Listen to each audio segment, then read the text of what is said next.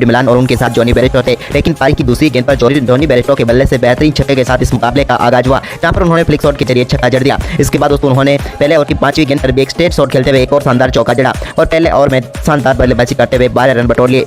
इसके बाद दोस्तों चौथे ओवर में डेविड मिलान के बल्ले से भी बेहतरीन चौका नेट हेनरी की गेंद पर देखने को मिला। तो इसके बाद दोस्तों यहाँ पर शानदार बल्लेबाजी रही बेयरस्टो की, उन्होंने भी एक और शानदार चौका छठे ओवर की 2 गेंदों पर लगाए, जब चौथी और 5वीं तेल के हाथों कैच कराकर पेविलियन भेज दिया। 35 गेंदों पर 33 रन बनाकर चलते बने जॉनी बेयरस्टो। इसके बाद दोस्तों नंबर 4 पर बल्लेबाजी करने उतरे हैरी ब्रूक, जिन्होंने शानदार बल्लेबाजी करके दिखाई और उन्होंने शानदार बल्लेबाजी एक ओवर में टारगेट किया, जब उन्होंने रचित रविंद्रा के 17वें ओवर की तीसरी गेंद पर बेहतरीन चौके के साथ शानदार आगाज किया। तो वहीं पर इसी ओवर की चौथी गेंद पर भी उनके बल्ले से डीप मिड विकेट की तरफ एक और शानदार चौका देखने को मिला।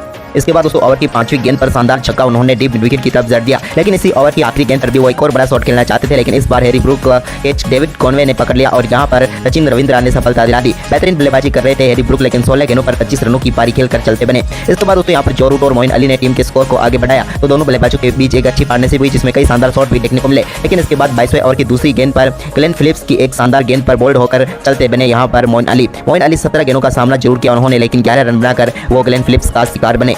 इसके बाद दोस्तों इस मुकाबले की सबसे बड़ी साझेदारी जो रूट और जॉस बटलर के बीच हुई, जब 27वें ओवर की दूसरी गेंद पर रचिन रविंद्रा की गेंद को ही लॉन्ग ऑन के ऊपर से छक्के के साथ बाउंड्री लाइन के पार भेजा जॉस बटलर ने। तो वहीं पर इसके बाद 29वें ओवर में निसम की गेंद को भी लॉन्ग ऑफ के ऊपर से उन्होंने 6 रनों के लिए बाउंड्री लाइन के पार भेज दिया। तो वहीं पर इसके बाद 30वें ओवर की चौथी गेंद पर जो रूट ने शानदार बल्लेबाजी करते हुए अपना अर्धशतक पूरा कर लिया। लेकिन इसके बाद दोस्तों यहाँ पर शानदार बल्लेबाजी कर रहे थे जॉस बटलर, लेकिन 34वें ओवर की दूसरी गेंद पर मैट हेनरी ने उनको यहाँ पर लेथम के हाथों कैच कराकर पेविलियन भेजा और सबसे बड़ी सफलता खेलकर वो बीच चलते बने। इसके बाद दोस्तों यहाँ पर क्रिस वॉक्स और सैम करन अच्छे तरीके से स्कोर को आगे बढ़ा रहे थे, लेकिन तभी 45वें ओवर की आखिरी गेंद पर एक और बड़ा शॉट खेलना चाहते थे यहाँ पर वॉक्स, लेकिन यहाँ पर वो पेविलियन लौटे। वॉक्स का कैच विल यॉन्ग ने पकड़ा और 12 गेंदों पर 11 रन बनाए। इसके बाद सैम करन को भी 46वें ओवर की चौथी गेंद पर मैट हेनरी ने चलता किया, वो भी 19 गेंदों का सामना जरूर किया, लेकिन यहाँ पर 14 ही रन बना पाए। इसके बाद दोस्तों यहाँ पर आखिरी विकेट के लिए आदिल रशीद और उनके साथ वुड के बीच हुई 30 रनों की पार्टनरशिप ने यहाँ पर 50 ओवर में 282 रनों तक पहुंचा दिया इंग्लैंड की टीम का स्कोर और 283 रनों का लक्ष्य रखा न्यूजीलैंड की टीम के सामने।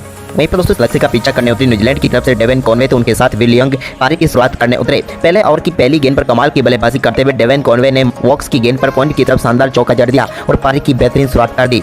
इसके बाद इसी ओवर की 5वीं गेंद पर उनके बल्ले से एक्स्ट्रा कॉर्ड बाउंड्री लाइन की तरफ एक और शानदार चौका देखने को मिला, लेकिन न्यूजीलैंड को दूसरे ओवर की पहली गेंद पर पहला झटका दिया यहाँ पर सैम करन ने और विल यंग को जॉस बटलर के हाथों कैच कराकर पेविलियन भेज दिया। विल यंग एक गेंद पर 0 रन बनाकर पेविलियन लौटे। इसके बाद दोस्तों यहाँ पर रचिन रविंद्रा क्रीज पर उतरे, जिन्होंने शानदार बल्लेबाजी करते हुए तीसरे ओवर की चौथी गेंद पर शानदार चौके के साथ अपनी पारी का आगाज किया। इसके बाद तो दोस्तों यहाँ पर रचिन रविंद्रा और उनके साथ मिलकर टीम के स्कोर को काफी तेजी से आगे बढ़ाया डेवन कॉनवे ने। दोनों बल्लेबाजों की दमदार बल्लेबाजी देखने को मिली। क्रिस वॉक्स के ओवर में तो कमाल की बल्लेबाजी रही, लेकिन मार्क वुड जब 7वां ओवर डालने आए तो इस ओवर की पहली गेंद पर कॉनवे के बल्ले से शानदार चौका देखने को मिला, तो वहीं पर इसी ओवर में रविंद्र के बल्ले से भी शानदार छक्का देखने को मिला, जिसके चलते दोनों बल्लेबाजों के बीच शानदार 50 रनों की पार्टनरशिप पूरी हो गई। इसके बाद दोस्तों यहाँ पर रचिन रविंद्रा और उनके साथ डेवन कॉनवे ने टीम के स्कोर को काफी शानदार तरीके से आगे बढ़ाया। इस दौरान यहाँ पर मोइन अली की एक और गेंद पर शानदार छक्का देखने को मिला रविंद्र के बल्ले से मिड विकेट बाउंड्री लाइन के ऊपर से, तो वहीं पर इसके बाद डेवन कॉनवे ने भी एक कमाल का छक्का लगाया। इसके बाद दोस्तों यहाँ पर 12वें ओवर की 5वीं गेंद पर ही रविंद्र ने मात्र 36 गेंदों पर ही अपना अर्धशतक पूरा कर लिया। तो वहीं पर इसके बाद डेवन कॉनवे ने भी शानदार बल्लेबाजी करते हुए इन्होंने भी 36 गेंदों पर ही अपना अर्धशतक पूरा किया।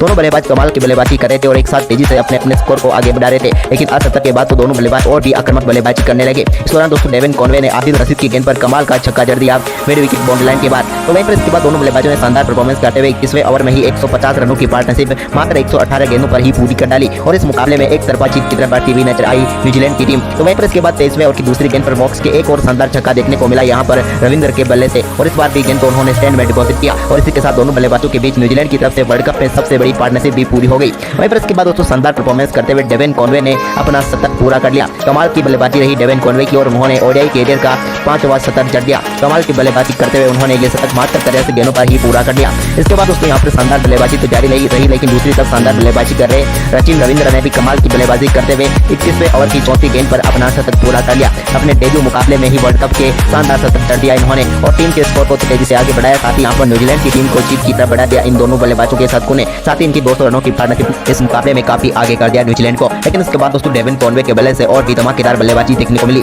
जब उन्होंने हर एक गेंदबाज को रिमांड पर लिया। सैम करन हो चाहे मोइन अली, हर एक बल्लेबाज के सामने कमाल की बल्लेबाजी बल्लेबाजी करते हुए डेविन कॉनवे ने बेहतरीन बल्लेबाजी करते हुए 150 रन जड़ दिए, यानी कि उन्होंने 150 रनों का आंकड़ा छू लिया। इस दौरान उनके बल्ले से 19 चौके और 3 बेहतरीन छक्के देखने को मिले। जबकि दोस्तों यहाँ पर न्यूजीलैंड की टीम ने शानदार परफॉर्मेंस करते हुए इस मुकाबले को 9 विकेट से जीत लिया। डेविन कॉनवे ने मात्र 121 गेंदों का सामना किया, जबकि सचिन रविंद्र ने 96 गेंदों का सामना करते हुए शानदार 123 रनों की पारी खेली। उनके बल्ले से 11 चौके व 5 बेहतरीन छक्के देखने को मिले और मात्र 36.2 ओवर में ही इस मुकाबले को 9 विकेट से जीत लिया न्यूजीलैंड की टीम ने और ऐतिहासिक जीत दर्ज की। तो दोस्तों आप न्यूजीलैंड के इस शानदार परफॉर्मेंस को देखकर खुश हैं तो इस वीडियो को लाइक और ज़्यादा से ज़्यादा शेयर जरूर करें। धन्यवाद दोस्तों वीडियो को पूरा देखने के लिए आप सभी का।